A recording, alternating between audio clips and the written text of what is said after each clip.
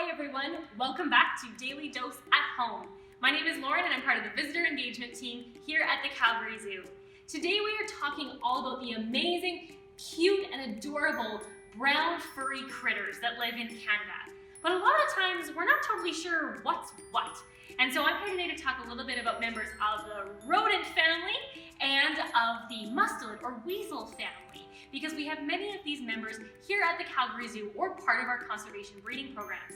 Today you've been learning a little bit about fishers, which are a member of the Mustelidae or the weasel family. And there are some other members of that family that you might know as well, including otters, weasels, badgers, ferrets, and those other animals. They are all carnivores, which means they have a very special tooth in their mouth to help them eat meat. We learned a little bit about it last week with lions. It's called a carnassial tooth. So it's found at the back of the mouth and it works like a pair of scissors to shear apart meat. These mustelids live all over the world in a lot of different types of habitats. Animals like ferrets live mostly in grassy, sort of burrowy type areas. The fisher that we've been learning about today lives in trees.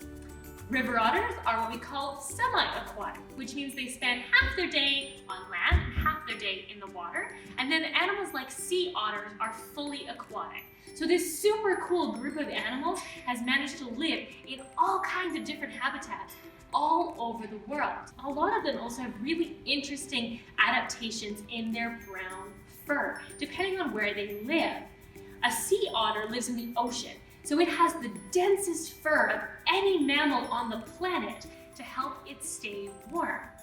The river otters, like the ones we have here at the Calgary Zoo, have two layers of fur. They have an outer thick layer that's kind of like a raincoat, it's called a guard hair, and then a warm, fuzzy layer inside to insulate them against the cold. And then animals like the fisher, they don't have quite that level of waterproofing because they live in a forest environment.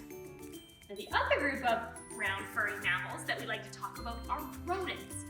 Rodents are primarily herbivores, which means they are plant-eating animals, and they have some of the coolest teeth I have ever seen.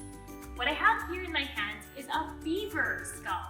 Beavers are a member of the rodent family, and they help us illustrate a rodent's most important characteristic, their teeth.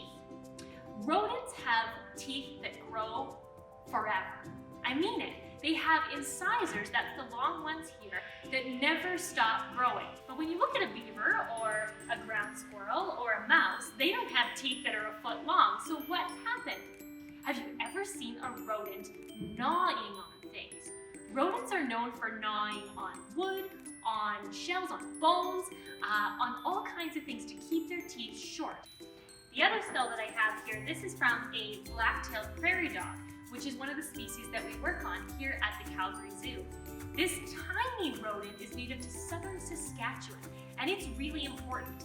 It's what we call an ecosystem engineer, and a lot of rodents play this key role in their ecosystems.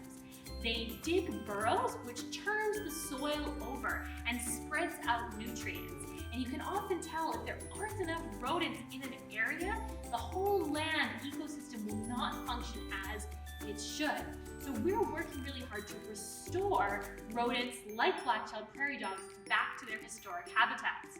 So between these two different parts, you can see some similarities between all these different brown furry mammals. But hopefully now you'll start to be able to tell the difference between a member of the rodent family and a member of the mustelid family.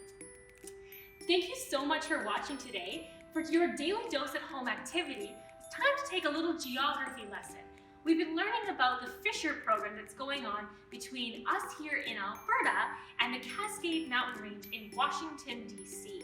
So we're going to let you take a look at a North America map and start doing some geography. So you can click on that link in the PDF and download that to work on that activity. Thank you so much for watching Daily Dose at Home today. The conservation programs here at the Calgary Zoo wouldn't be possible without our visitors, our members, and our supporters. So we thank you so much for supporting wildlife conservation.